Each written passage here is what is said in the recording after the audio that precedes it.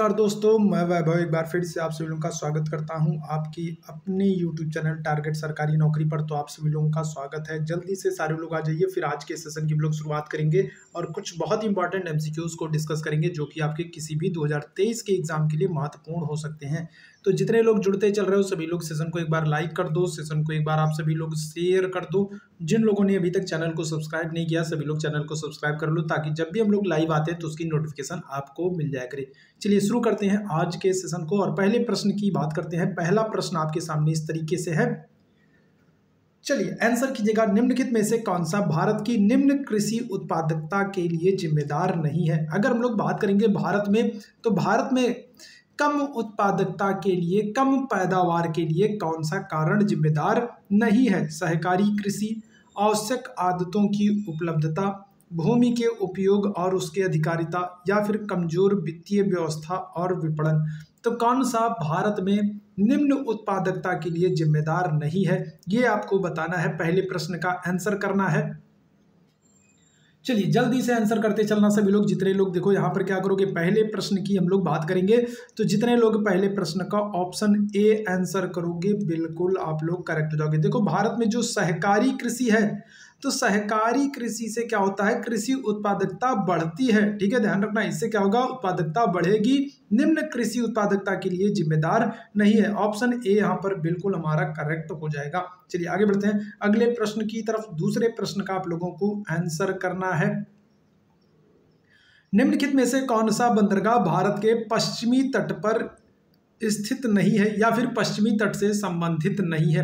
कौन सा बंदरगाह है जो भारत के पश्चिमी तट से संबंधित नहीं है? तो ये आपको बताना है। दूसरे प्रश्न का आप लोगों को आंसर करना है। और जितने लोग जुड़ते चल रहे हो सभी लोग सेशन को एक बार लाइक कर दो, सेशन को एक बार शेयर जरूर कर दो, ताकि जो लोग अभी तक नहीं जुड़ पाए हैं तो वो सारे लोग जुड़ जाएं। चलिए बताइएगा। तो यहाँ पर अगर हम लोग बात करेंगे नौहावा सोवा की बात करेंगे, तो ये कहाँ पर है? तो ये है मुंबई में। ठीक है, अगर हम लोग बात करेंगे किसकी, मरमू गोवा की बात करेंगे, तो मरमू गोवा कहाँ पर है? तो ये है आपका गोवा में। और अगर हम लोग कोच्चि की बात करेंगे, तो कोच्चि कहाँ पर है? तो ये है आपका केरल में। ये तीनों तो आपके हो जाएंगे कहाँ पर? ये तीनों तो हैं पश्चिमी तट पर। ठीक है, कहाँ पर है? तो ये तीनों तो आपके पश्चिमी तट पर हो जाएंगे। आपसे क्या पूछ रहा है, कौन सा बंदरगाह पश्चिमी तट से संबंधित नहीं है? तो करेक्ट आंसर होगा आपका ऑप्शन डी, तूतीकोरिन जो है ये कहाँ पर है? तमिलनाडु में। ठीक है, कहाँ पर है? तो तूतीकोरिन जो है ये तमिलनाडु राज्य में है और ये पूर्वी तट पर स्थित है। ऑप्शन डी यहाँ पर हमारा बिल्कुल करेक्ट होगा। चलो आगे बढ़ते हैं अगले प्रश्न की तरफ। तीसरे प्रश्न का आंसर करना है सभी लोगों को। दिल्ली में सर्दियों के समय में वर्षा होती है, तो जो दिल्ली में जो सर्दियों के मौसम में, जो ठंड के मौसम में वर्षा होती है, तो उसका कारण क्या होता है? देखो दिल्ली में सर्दियों में पूछे, या फिर पश्चिम भारत में सर्दियों में पूछे, या फिर आपसे पश्चिमी उत्तर प्रदेश में पूछे ठंडियों में वर्षा, आपसे पश्चिमी उत्तर प्रदेश में ठंडियों में वर्षा पूछे, आपसे पश्चिमी भारत में ठंडियों में वर्षा पूछे, या फिर दिल्ली में आपसे सर्दियों में वर्षा पूछे, तो फिर कौन सा आंसर होगा आपका? दक्षिणी पश्चिमी मानसून, उत्तरी पूर्वी मानसून, संवहनीय वर्षा, या फिर पश्चिमी विक्षोभ? क्या करेक्ट आंसर होगा? तीसरे प्रश्न की बात करेंगे, ऑप्शन डी बिल्कुल करेक्ट होगा। पश्चिमी विक्षोभ के कारण सर्दियों में, ठंडी के मौसम में पश्चिमी उत्तर प्रदेश में, पश्चिमी भारत में, दिल्ली में आपको वर्षा देखने को मिलती है। तीसरे प्रश्न का ऑप्शन डी बिल्कुल करेक्ट है। आगे बढ़ते हैं अगले प्रश्न की तरफ। सामूहिक उपभोग का अर्थ होता है, तो सामूहिक उपभोग का अर्थ क्या होता है? घरेलू खपत, व्यक्तिगत खपत, यहाँ पर ये थोड़ा सा मिसप्रिंट है तो इसको छोड़ देते हैं, देश के नागरिक के द्वारा की गई खपत, या फिर इनमें से कोई नहीं। क्या होगा? सामूहिक उपभोग का अर्थ क्या होता है? चौथे प्रश्न का आप लोगों को आंसर करना है। करेक्ट आंसर आपका ऑप्शन ए हो जाएगा, घरेलू खपत से। ठीक है, क्या हो जाएगा? तो यहाँ पर दिए गए ऑप्शन के अनुसार अगर हम लोग बात करें, सामूहिक जो उपभोग है तो इसका अर्थ घरेलू खपत से होता है। ऑप्शन यहाँ पर ए वाला हमारा बिल्कुल करेक्ट आंसर हो जाएगा। चलिए आगे बढ़ते हैं अगले प्रश्न की तरफ। पांचवें प्रश्न का सभी लोगों को आंसर करना है। भारत सरकार के लिए राजस्व का सर्वाधिक महत्वपूर्ण स्रोत निम्न में से क्या है?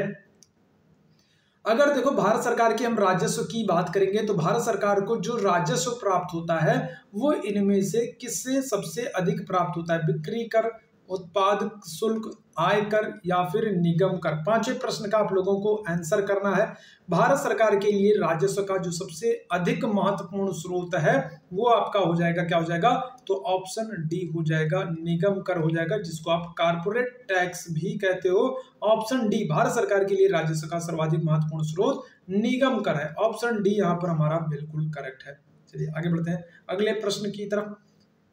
छठवें प्रश्न का सभी लोग आंसर कीजिएगा। निम्नलिखित में से क्या वैकल्पिक मुद्रा का एक उदाहरण है, बताइएगा।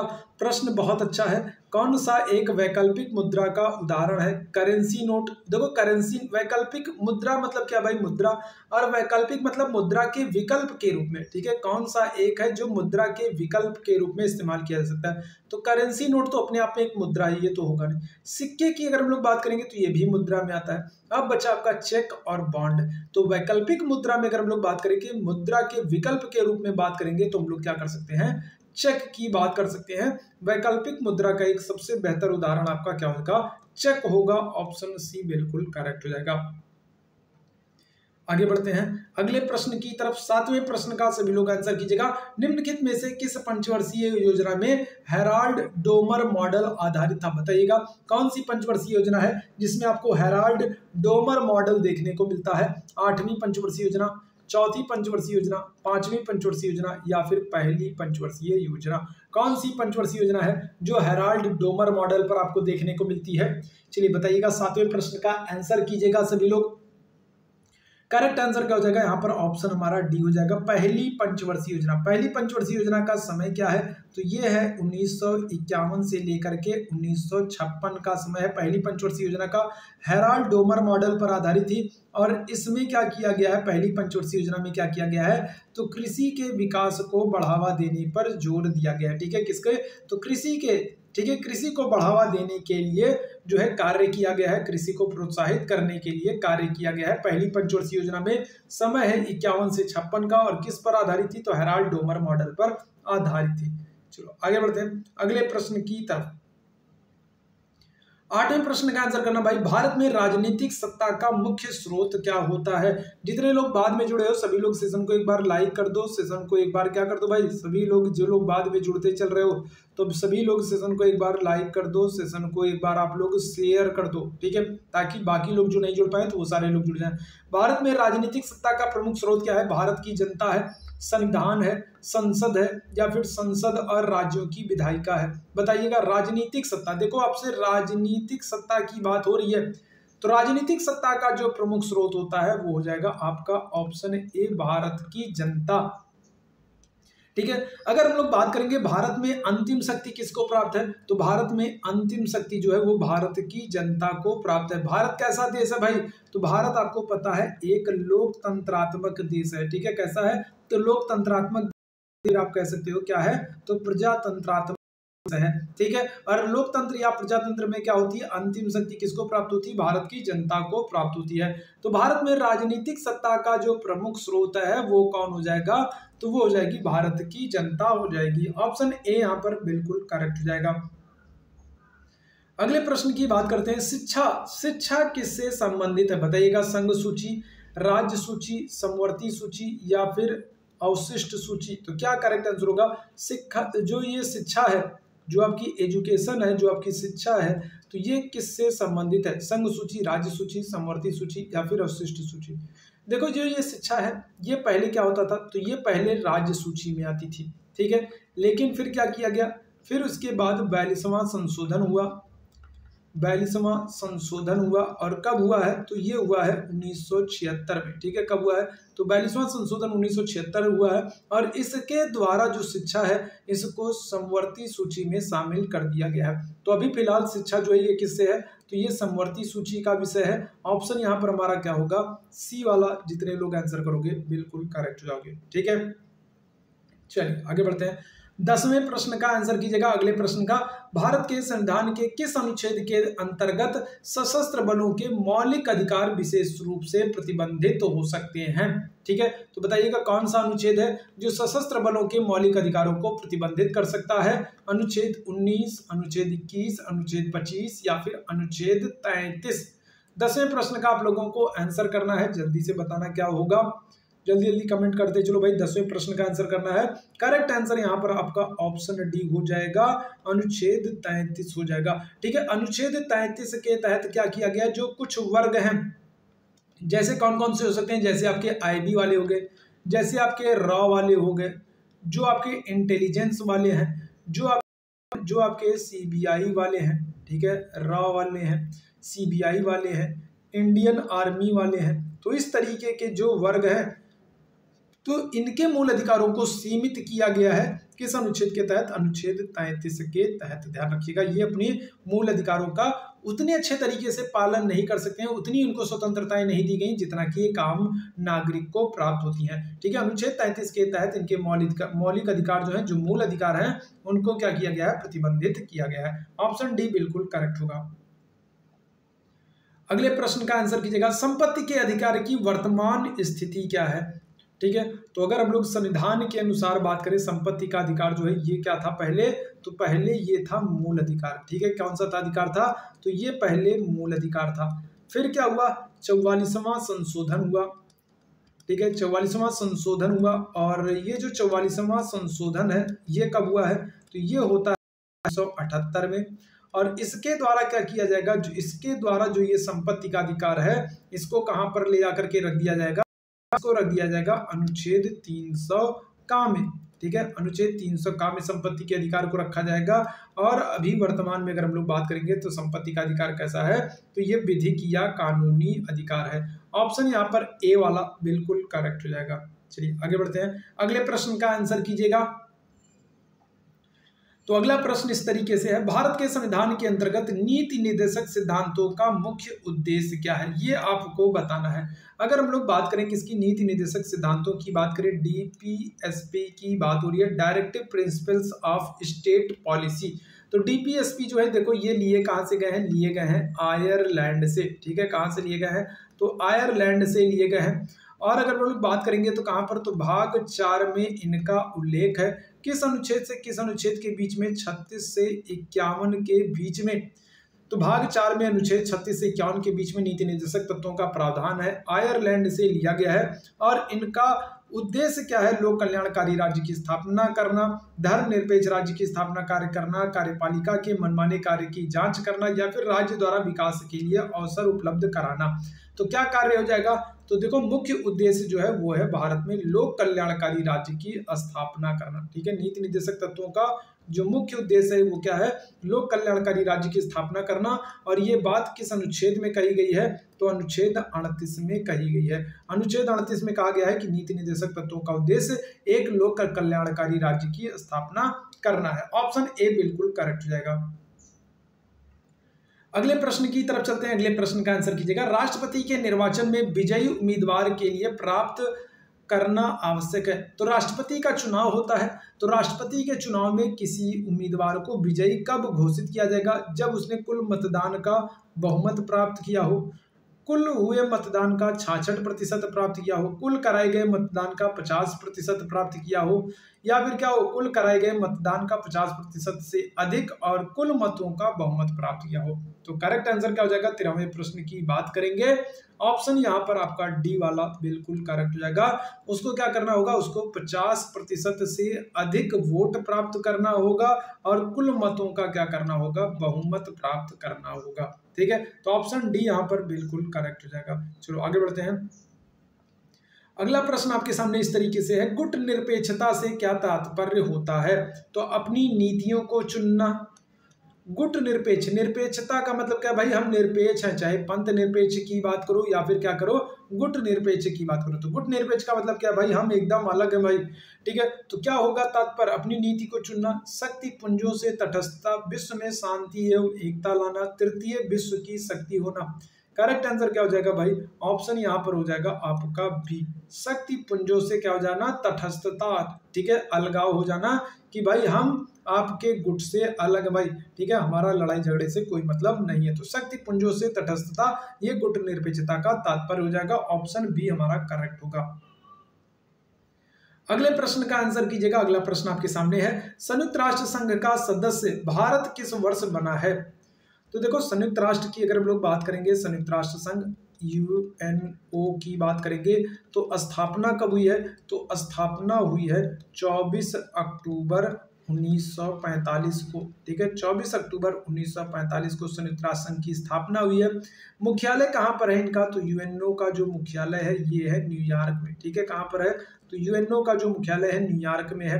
भारत की बात करेंगे, भारत कब इनका सदस्य बना है, तो ऑप्शन ए करेक्ट हो जाएगा 1945 में, ऑप्शन ए बिल्कुल करेक्ट होगा। 1945 में भारत संयुक्त राष्ट्र संघ का सदस्य बना है, ऑप्शन ए यहाँ पर बिल्कुल हमारा सत्य है। अगले प्रश्न की तरफ चलते हैं, अगले प्रश्न का आंसर कीजिएगा।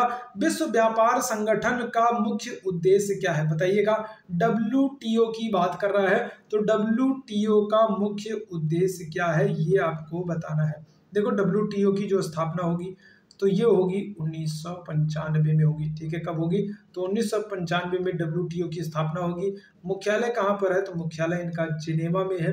भारत की बात करें, भारत किस वर्ष इनका सदस्य बना है, भारत कब विश्व व्यापार संगठन में शामिल हुआ है, तो ध्यान रखना 1995 कब, तो 1995 में विश्व व्यापार संगठन में भारत शामिल हुआ है, भारत इनका सदस्य बना है, ठीक है, 1995 में। और बात करेंगे डब्ल्यूटीओ जो है विश्व व्यापार जो संगठन है, तो इसका उद्देश्य क्या है, तो विश्व व्यापार की मात्रा में वृद्धि करना और प्रतिबंधों की समाप्ति करना, ठीक है, ऑप्शन यहाँ पर क्या हो जाएगा, सी वाला हमारा बिल्कुल करेक्ट हो जाएगा। आगे बढ़ते हैं अगले प्रश्न की तरफ। अगले प्रश्न का आंसर कीजिएगा, निम्नलिखित में से कौन सा पुरस्कार खेल क्षेत्र में प्रशिक्षण के लिए दिया जाता है, तो बताइएगा। खेल प्रशिक्षण के लिए पूछा जा रहा है आपसे, बताइएगा। तो खेल और खेल में क्या है, प्रशिक्षण के लिए, तो साहित्य अकादमी पुरस्कार जो है ये तो लेखन के लिए दिया जाता है भाई, ठीक है, ये तो किसके लिए, लेखन के लिए दिया जाता है। दादा साहब फाल्के पुरस्कारों की बात करें तो ये तो फिल्म जगत में दिया जाता है, ठीक है, कहाँ पर, तो ये तो फिल्म जगत में दिया जाता है, तो ये तो होगा नहीं, दादा साहब फाल्के पुरस्कार तो होगा नहीं। अर्जुन पुरस्कार की बात करेंगे तो ये किस क्षेत्र में, तो ये तो खेल के क्षेत्र में दिया जाता है। करेक्ट आंसर हमारा क्या होगा, द्रोणाचार्य पुरस्कार हो जाएगा, ऑप्शन बी बिल्कुल करेक्ट हो जाएगा, ठीक है, ऑप्शन बी यहाँ पर बिल्कुल करेक्ट होगा। द्रोणाचार्य पुरस्कार जो है वो खेल क्षेत्र में प्रशिक्षक जो होते हैं, जो कोच होते हैं, उनको प्रदान किया जाता है, ऑप्शन बी बिल्कुल करेक्ट है। अगले प्रश्न की तरफ चलते हैं, 18वें प्रश्न का सभी लोग आंसर कीजिएगा। अर्थशास्त्र का नोबेल पुरस्कार किसके द्वारा दिया जाना आरंभ हुआ है, तो देखो पहले अगर हम लोग बात करेंगे नोबेल पुरस्कार जो है वो 5 क्षेत्रों में दिए जाते थे। अभी वर्तमान में अगर हम लोग बात करेंगे नोबेल पुरस्कारों की, तो अर्थशास्त्र को लेकर के कितने क्षेत्रों में, तो अर्थशास्त्र को लेकर के 6 क्षेत्रों में नोबेल पुरस्कार दिया जाता है। शुरुआत कब से हुई है नोबेल पुरस्कारों को देने की, तो 1901 से नोबेल पुरस्कारों को देने की शुरुआत हुई है। वर्तमान में 6 क्षेत्रों में प्रदान किया जाता है। आपसे पूछ रहा है अर्थशास्त्र का नोबेल पुरस्कार किसको दिया गया है, ठीक है, किसके द्वारा दिया जाता है, तो ये आपका ऑप्शन बी हो जाएगा, स्वीडिश सेंट्रल बैंक के द्वारा, ठीक है, किसके द्वारा, तो स्वीडिश सेंट्रल बैंक जो है इनके द्वारा अर्थशास्त्र का नोबेल पुरस्कार दिया जाता है। अगर पूछ लिया जाए पहले भारतीय अर्थशास्त्री कौन है, तो फिर आपका आंसर क्या हो जाएगा, तो देखो आपका आंसर हो जाएगा अमर्त्य सेन हो जाएगा, ठीक है, कौन हो जाएंगे, तो अमर्त्य सेन जो है ये पहले भारतीय अर्थशास्त्री हैं जिनको 1998 में क्या होगा, इकोनॉमिक्स का अर्थशास्त्र का नोबेल पुरस्कार दिया जाएगा। ये अर्थशास्त्र का नोबेल पाने वाले पहले भारतीय अर्थशास्त्री है, ठीक है, क्या हो जाएंगे, तो पहले भारतीय अर्थशास्त्री है अमर्त्य सेन, 1998 में इनको दिया जाएगा। चलो आगे बढ़ते हैं अगले प्रश्न की तरफ। अगले प्रश्न का आंसर कीजिएगा, स्पाइल ऑन द टाइगर पुस्तक किसके द्वारा लिखी गई है। 19वें प्रश्न का आप लोगों को आंसर करना है, बताइएगा। स्पाइल ऑन द टाइगर, तो gym carbon, Valmiki Thapar, Syed Montgomery, Atul सेठी।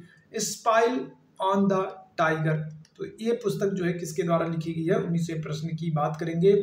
जल्दी से सारे लोग आंसर करते चलो, और जितने लोग बाद में जुड़े हो भाई, सभी लोग बार बार आप लोगों को कहना पड़ता है, सभी लोग सेशन को क्या कर दो, लाइक कर दो, सेशन को आप लोग शेयर कर दो, ताकि बाकी लोग जो नहीं जुड़ पाए तो वो लोग भी जुड़ जाए।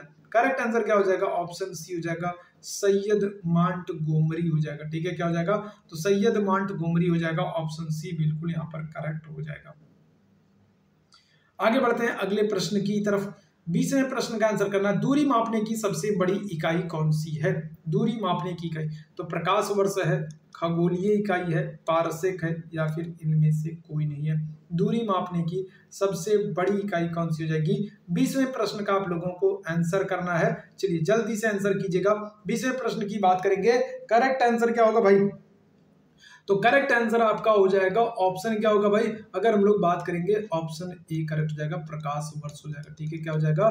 तो प्रकाश वर्ष हो जाएगा, ऑप्शन ए यहाँ पर बिल्कुल करेक्ट है। चलिए आगे बढ़ते हैं अगले प्रश्न की तरफ। 21वें प्रश्न का आंसर कीजिएगा, निम्न में से कौन सी कालवाचक क्रिया है? बताइएगा कौन सी क्रिया है जो क्या कर रही है, जो कालवाचक क्रिया है, काल के विषय में बता रही है, समय के बारे में बता रही है। बारी बारी, भीतर, आज, यथासंभव, क्या हो जाएगा? कौन सी कालवाचक क्रिया है? काल का मतलब क्या होता है? काल का मतलब होता है समय से। तो बताइएगा इनमें से कौन है जो समय के बारे में बता रही है? करेक्ट आंसर क्या हो जाएगा? ऑप्शन सी हो जाएगा, आज। ठीक है, आज, कल, परसों, ये क्या है? ये आपको समय बता रही भाई। ठीक है, तो क्या हो जाएगा? तो आज जो है ये कालवाचक क्रिया है, ऑप्शन सी बिल्कुल करेक्ट हो जाएगा। आगे बढ़ते हैं अगले प्रश्न की तरफ। 22वें प्रश्न का आंसर कीजिएगा, गर्व शून्य शब्द में समास है। तो क्या हो जाएगा भाई? गर्व शून्य, गर्व से शून्य, तो क्या हो जाएगा? कौन सा समास होगा? कर्म तत्पुरुष, करण तत्पुरुष, संप्रदान तत्पुरुष, या फिर अपादान तत्पुरुष। 22वें प्रश्न का आंसर करना भाई, गर्व से शून्य। ठीक है, तो गर्व शून्य जो है शब्द में कौन सा समास है? 22वें प्रश्न की बात करेंगे, ऑप्शन डी बिल्कुल करेक्ट हो जाएगा, अपादान तत्पुरुष हो जाएगा। ठीक है, कौन सा हो जाएगा? तो ऑप्शन डी बिल्कुल करेक्ट हो जाएगा, अपादान तत्पुरुष हो जाएगा। चलो बहुत अच्छे, आगे बढ़ते हैं अगले प्रश्न की तरफ। अगले प्रश्न का आंसर कीजिएगा, 3 तेरा करना का अर्थ क्या होगा? देखो महत्वपूर्ण मुहावरा है और ठीक है, पूछा गया प्रश्न है इसलिए अपने आप में और भी महत्वपूर्ण हो जाता है। तो बताइएगा, 3 तेरा करना, पृथकता की बात करना, जैसे को तैसा, गुस्सा करना, पूरी तरह फट जाना। क्या करेक्ट आंसर होगा? 3 तेरा करना। तो करेक्ट आंसर 23वें प्रश्न की बात करेंगे, ऑप्शन ए हो जाएगा, पृथकता की बात करना। ठीक है, क्या करना है? तो पृथकता की बात करना, ये 3 तेरा करना मुहावरे का अर्थ हो जाएगा, ऑप्शन ए बिल्कुल करेक्ट हो जाएगा। चलिए आगे बढ़ते हैं अगले प्रश्न की तरफ। इस वाक्य में अपादान कारक है। 24वें प्रश्न का आंसर करना है, राम ने रावण को तीर मारा, मोहन से अब नहीं गाया जाता, हिमालय से गंगा निकलती है, चाकू से फल काटो। तो अपादान कारक में क्या होता है भाई? अलग होने की जो है बात पता चलती है ना? तो अलग होने की बात पता हो चलती है। और अपादान कारक की बात करेंगे तो यहाँ पर क्या होगा? तो हिमालय से गंगा निकलती है, गंगा नदी निकल रही है, मतलब अलग हो रही है। तो क्या हो जाएगा भाई? अलगाव वाली जहाँ प्रकृति देखने को मिलेगी वहां पर आपके अपादान कारक हो जाता है। ऑप्शन क्या हो जाएगा? सी वाला बिल्कुल करेक्ट हो जाएगा भाई। ठीक है, तो ऑप्शन सी जितने लोग आंसर करोगे, हिमालय से गंगा निकलती है, ये हमारा करेक्ट आंसर है। अगले प्रश्न की तरफ, 25वें प्रश्न की तरफ चलते हैं। हसुए के ब्याह में खुरपे का गीत, कहावत का अर्थ क्या है भाई? ठीक है, हसुए का ब्याह है और गीत चल रहा है खुरपे का, तो बताना इस मुहावरे का अर्थ क्या होगा? शादी में गीत गाना, जश्न मनाना, असंगत बातें करना, निचले स्तर की बातें करना। तो देखो शादी में गीत गाना ये तो होगा नहीं, जश्न मनाना ये तो होगा नहीं, क्या होगा भाई? हसुए के ब्याह में खुरपे का गीत। ठीक है, क्या हो जाएगा? हसुए के ब्याह में खुरपे का गीत जो है, तो कौन सा हो जाएगा भाई? अगर हम लोग बात करेंगे 25वें प्रश्न की बात करेंगे तो ये हो जाएगा ऑप्शन सी, असंगत बातें करना। ठीक है, क्या हो जाएगा? तो असंगत बातें करना। आगे बढ़ते हैं अगले प्रश्न की तरफ। 26वें प्रश्न का आंसर कीजिएगा, इसरो के द्वारा सूर्य का अध्ययन के लिए भेजे गए मिशन का नाम क्या है? तो अभी इसरो ने क्या किया है? आपका जो ये इसरो है, इसने सूर्य के अध्ययन के लिए एक मिशन को लॉन्च किया है और इसका नाम क्या है? Vikram L1, Aditya L1, Vikram S1, या फिर आदित्य S1। क्या करेक्ट आंसर होगा? जल्दी से सारे लोग बताना। तो इसरो के द्वारा सूर्य के अध्ययन के लिए एक मिशन भेजा गया है और इसका नाम क्या हो जाएगा? तो ऑप्शन बी हो जाएगा, आदित्य L1 हो जाएगा। ऑप्शन बी जितने लोग आंसर करोगे बिल्कुल करेक्ट हो जाओगे, आदित्य L1। चलो आगे बढ़ते हैं अगले प्रश्न की तरफ। 27वें प्रश्न का आंसर कीजिएगा, उत्तर प्रदेश सरकार के द्वारा भारत का सबसे बड़ा IT हब स्थापित करने की घोषणा कहां पर की गई है? तो 27वें प्रश्न का बताइएगा। भारत सरकार यूपी सरकार जो है, उत्तर प्रदेश सरकार जो है, योगी सरकार जो है, ये भारत में सबसे बड़ा IT हब कहां स्थापित करेगी? नोएडा, लखनऊ, गोरखपुर, अयोध्या। 27वें प्रश्न का आप लोगों को आंसर करना है। करेक्ट आंसर क्या हो जाएगा? ऑप्शन यहाँ पर आपका बी वाला बिल्कुल करेक्ट हो जाएगा। तो लखनऊ में सबसे बड़ा IT हब बनाया जाएगा, इसकी घोषणा की गई है। ऑप्शन बी बिल्कुल करेक्ट है। अगले प्रश्न की तरफ चलते हैं। अगले प्रश्न का आंसर कीजिएगा। भारतीय फिल्म फेस्टिवल मेलबर्न 2023 में सर्वश्रेष्ठ फिल्म का पुरस्कार किसने, ठीक है, कौन सी फिल्म है जिसको मिला है? आगरा को, टू किल ए टाइगर को, सीता रामन को, या फिर इनमें से कोई नहीं? रमन नहीं, रामम होगा। तो बताइएगा तो क्या हो जाएगा, करेक्ट आंसर क्या हो जाएगा? भारतीय फिल्म फेस्टिवल मेलबर्न 2023 में सर्वश्रेष्ठ फिल्म का पुरस्कार किसको मिला है? करेक्ट आंसर क्या होगा? चलो जल्दी से आंसर करते चलो भाई। ऑप्शन यहाँ पर सी वाला बिल्कुल करेक्ट हो जाएगा, सीतारामम हो जाएगा। ठीक है, ऑप्शन सी बिल्कुल करेक्ट है। चलो आगे बढ़ते हैं अगले प्रश्न की तरफ। 29वें प्रश्न का आंसर कीजिएगा। हाल ही में जारी फेडरेशन इंटरनेशनल हॉकी पुरुष रैंकिंग में किस देश की टीम सीट्स पर रही है? 29वें प्रश्न का आंसर करना है भारत, जर्मनी, नीदरलैंड या फिर ऑस्ट्रेलिया। 29वें प्रश्न का आंसर करना है हाल ही में जारी फेडरेशन इंटरनेशनल हॉकी पुरुष रैंकिंग की बात करेंगे तो करेक्ट आंसर कौन जाएगा, कौन से देश की टीम सीट्स पर रही है? ऑप्शन सी करेक्ट होगा, नीदरलैंड की टीम। ठीक है, ऑप्शन क्या होगा? ऑप्शन सी बिल्कुल करेक्ट हो जाएगा, नीदरलैंड की टीम जो है ये सीट्स पर रही है। आगे बढ़ते हैं अगले प्रश्न की तरफ। 30वें प्रश्न का आप लोगों को आंसर करना है। नवीनतम गणना के अनुसार किस राज्य में सर्वाधिक हाथियों की जनसंख्या है? हाथियों की अगर हम लोग बात करें तो देखो, हाथी को भारत सरकार ने क्या कर दिया है? हाथी को भारत सरकार ने विरासत पशु के रूप में घोषित कर दिया। ठीक है, भारत का जो विरासत पशु है ये किसको घोषित कर दिया है? तो ये हाथी को घोषित कर दिया है। और अगर हम लोग बात करें किसको, प्रोजेक्ट एलिफेंट की बात करते हैं, प्रोजेक्ट एलिफेंट की बात करते हैं, हाथी की बात करते हैं, तो ये जो प्रोजेक्ट एलिफेंट है, प्रोजेक्ट हाथी है, ये था, ये 1992 में आया था। अभी किस राज्य में? तो कर्नाटक में हो जाएगा। ठीक है, कर्नाटक में हाथियों की संख्या सबसे अधिक है। ऑप्शन बी यहां पर बिल्कुल करेक्ट होगा। आगे बढ़ते हैं 31वें प्रश्न का आंसर करना। इनपुट डिवाइस कौन सी है? तो देखो यहाँ पर आपको 4 ऑप्शन दिया गया है और आपको बताना है कौन सी इनपुट डिवाइस है, सर्वर, प्रिंटर, मॉनिटर या फिर कीबोर्ड। बहुत ही अच्छा प्रश्न है और एक प्रश्न आपको इस तरीके का जरूर देखने को मिलेगा, कौन सी इनपुट डिवाइस है और कौन सी आउटपुट डिवाइस है।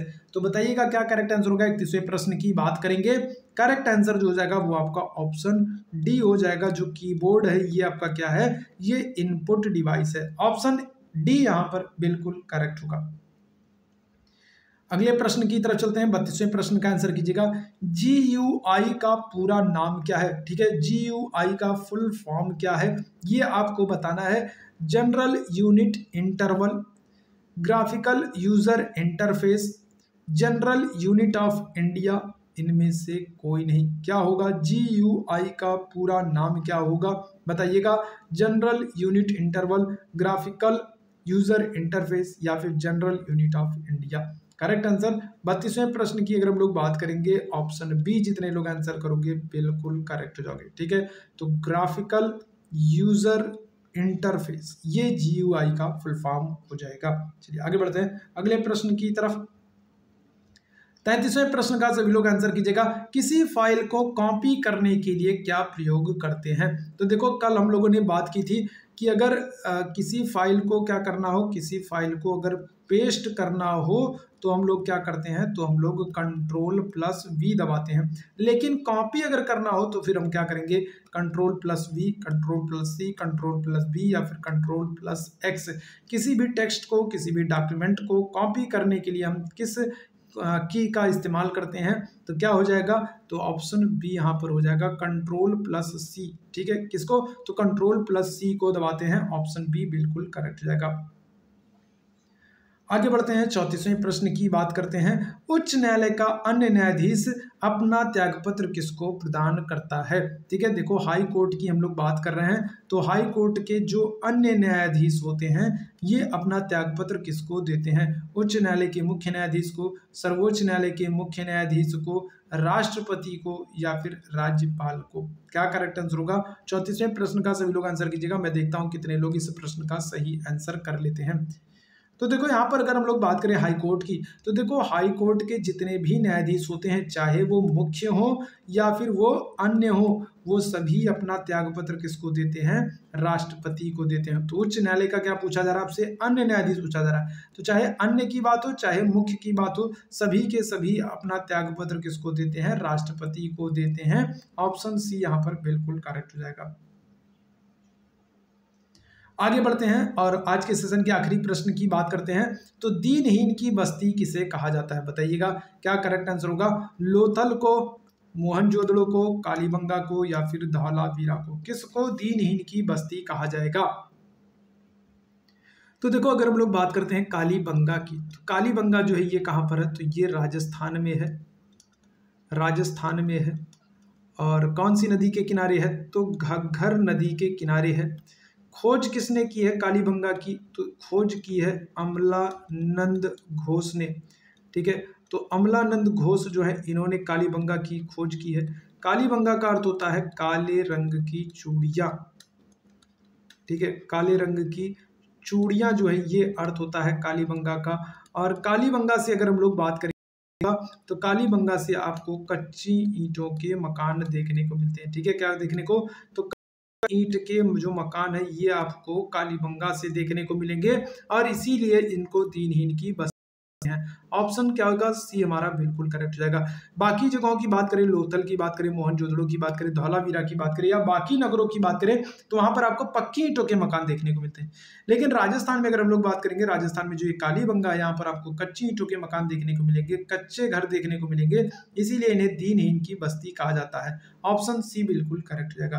तो ये आज के सेशन में 35 इंपॉर्टेंट एमसीक्यूज थे। उम्मीद है सेशन आप लोगों को पसंद आया होगा। सेशन अगर पसंद आया तो सेशन को लाइक कर दो भाई, सेशन को शेयर कर दो। आप लोग जो लोग पहली बार हो लोग चैनल को क्या कर लो भाई, तो वो लोग चैनल को सब्सक्राइब कर लो, ताकि जब भी हम लोग लाइव आते हैं तो उसकी नोटिफिकेशन क्या हो जाए, तो आपको सबसे पहले मिल जाए। तो अभी के लिए बस इतना ही। थैंक यू सो मच आप सभी लोगों को मेरे साथ जुड़ने के लिए। अपना ख्याल रखें, अच्छे से रहें, हंसते रहें, मुस्कुराते रहें। Thank you so much.